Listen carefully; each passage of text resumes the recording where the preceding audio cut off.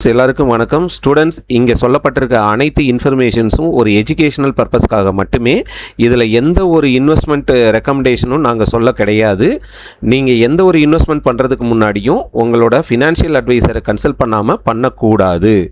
இந்த content purely for educational பர்பஸ்க்காக மட்டுமே. ஓகேவா? வாங்க வீடியோக்குள்ளே போகலாம். தேங்க்யூ.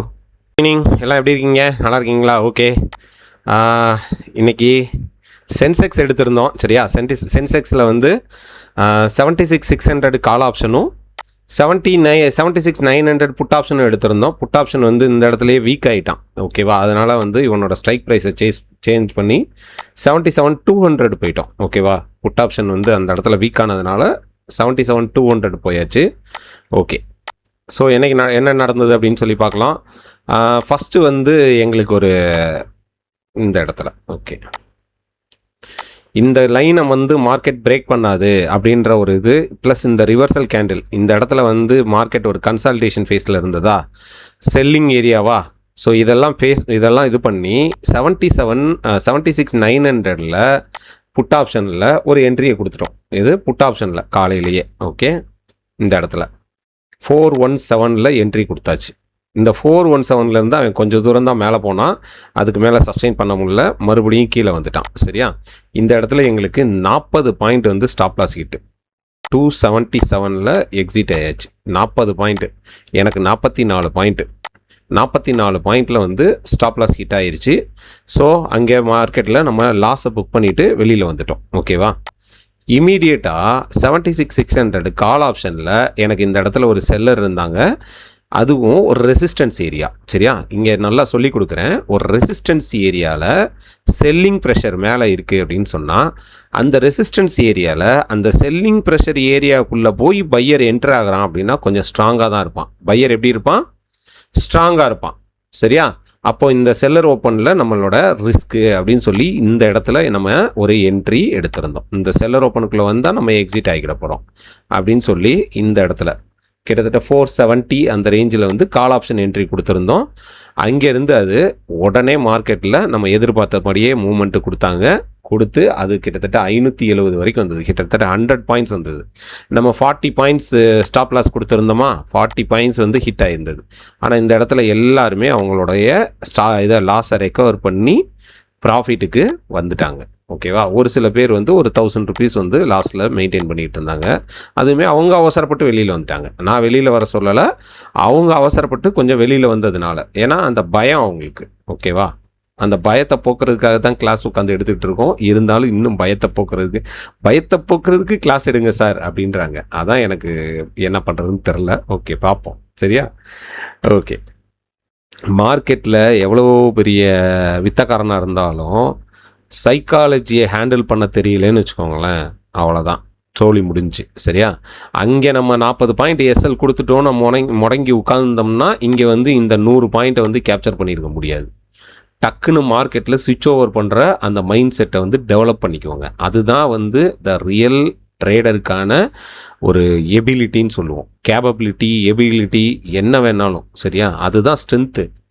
அங்கே மார்க்கெட்டில் வந்து ஸ்டாப் லாஸ் கொடுத்துட்டோம். சரியா? இங்கே வந்து ஒரு சில சின்ன விஷயங்கள் இருக்குது. என்னென்னா, மார்க்கெட்டில் இது வந்து எனக்கு ஒரு ஆர்டர் பிளாக்காக இருந்தது. சரியா? இந்த இடம் வந்து எனக்கு ஒரு ஆர்டர் பிளாக்கு. இங்கேருந்து மார்க்கெட் என்ன பண்ணணும்னா எனக்கு ரிவர்சல் கொடுக்கணும். இந்த இடத்துல இருந்து மார்க்கெட் எனக்கு ரிவர்சல் கொடுத்துருக்கணும். இந்த இடத்துல மார்க்கெட் எனக்கு ரிவர்சல் கொடுக்காம அக்ரெசிவாக ஃபில் பண்ணுறான். அந்த ஆர்டர் பிளாக்குக்கு மார்க்கெட் மறுபடியும் பாருங்கள் ரீட்ரேஸ் பண்ணுறான்.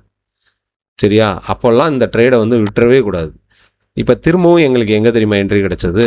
இந்த இடத்துல என்ட்ரி கிடச்சி இருக்கிறதுலே பாட்டமில் நாங்கள் இந்த இடத்துல மறுபடியும் ட்ரேடு எக்ஸிக்யூட் பண்ணோம். எக்ஸிக்யூட் பண்ணி எது கால் ஆப்ஷன் மறுபடியும் இதில் ஒரு 100 பாயிண்ட்ஸு, அது 200 பாயிண்ட்ஸே கொடுத்தது. ஆனால் 100 பாயிண்ட்ஸ் மறுபடியும் ஒரு ரேலி. ஸோ மறுபடியும் நம்மளுக்கு ப்ராஃபிட்டில் வந்தது. சரியா? அதுக்கப்புறம் ரொம்ப நேரம் மார்க்கெட் வந்து இந்த சைடுவேஸ் ஜோன்லேயே தான் இருந்தான்.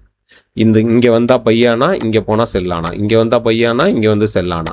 அதை பேஸ் பண்ணி இந்த இடத்துலையும் ஒரு 520 அந்த ரேஞ்சில் வந்து ஒரு என்ட்ரி கொடுத்து 590 வரைக்கும் போனான். சரியா? இந்த இடத்துல மார்க்கெட் ஒரு கன்சால்டேஷன் ஃபேஸு, சைடுவேஸு. ஓகேவா? ஸோ இங்கேயுமே ஒரு சின்ன ப்ராஃபிட்டு. ஓகே. அதுக்கடுத்து மார்க்கெட்டில் இங்கே பாருங்கள், இந்த இடத்துல அதாவது 77,200 புட் ஆப்ஷனில் எங்களுக்கு 1 மினிட் வச்சுருந்தேன்.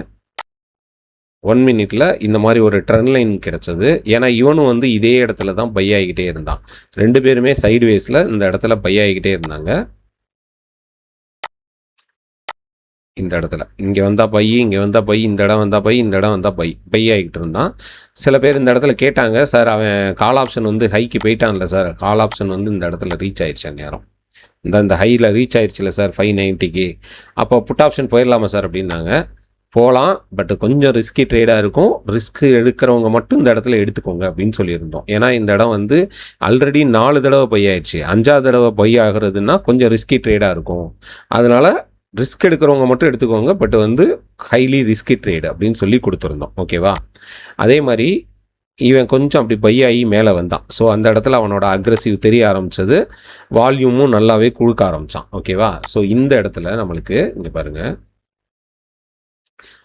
Trend line external. ஓகே, இந்த மாதிரி ஒரு ட்ரெண்ட் லைனில் இப்படி ஒரு பேட்டர்ன் கிடச்சிது. ஸோ இங்கே எடுக்காதவங்கெல்லாம் இந்த ட்ரெண்ட் லைனை பிரேக் அவுட் பண்ணி க்ளோஸ் வச்சா எடுத்துடணும் அப்படின்றத இந்த இடத்துல இன்ஸ்ட்ரக்ட் பண்ணியிருந்தோம்.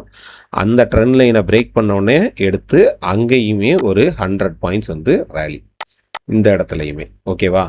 ஸோ மார்க்கெட்டு நம்ம அதுதான் சொல்கிறோம்ல, மார்க்கெட் நம்ம என்ன சொன்னாலும் கேட்கும். எப்போன்னா மார்க்கெட்டை புரிஞ்சுக்கிடணும், அவ்வளோதான்.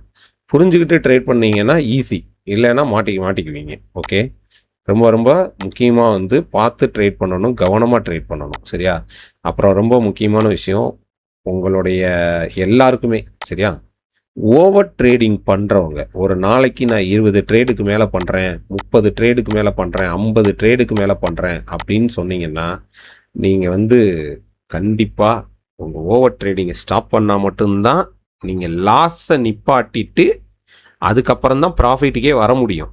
புரியுதுங்களா? ஓவர் ட்ரேடிங் பண்ணி 20 ட்ரேடு 50 ட்ரேடு பண்ணிலாம் இங்கே யாருமே வந்து சக்ஸஸ் பண்ணதாக சரித்திரமே கிடையாது. புரியுதா? ஸோ ஓவர் ட்ரேடிங்கை ஸ்டாப் பண்ணல அப்படின்னு சொன்னால் உங்கள் கேபிட்டலில் நீங்கள் ரிப்பீட்டாக ஆட் பண்ணிக்கிட்டே இருக்க வேண்டியதான். அவன் மார்க்கெட்டை எடுத்துகிட்டு போயிட்டே இருப்பான். தயவு செஞ்சு சொல்கிறேன், ஒரு நாளைக்கு 4 ட்ரேடு 3 ட்ரேடு இல்லை 5 ட்ரேடு, அதுக்கு மேலே தயவு செஞ்சு பண்ணாதீங்க. என்னை கேட்டால் ஒரு ட்ரேடுங்கிறதே நல்ல ட்ரேடு தான். சரியா? 4 ட்ரேடு 3 ட்ரேடு அதுக்கு மேலே பண்ணாதீங்க. 10 ட்ரேடு 20 ட்ரேடு 50 ட்ரேடு, ஒரு சில பேர் 100 ட்ரேடு, அதெல்லாம் என்னத்துக்காகிறது? பாவம் இல்லையா?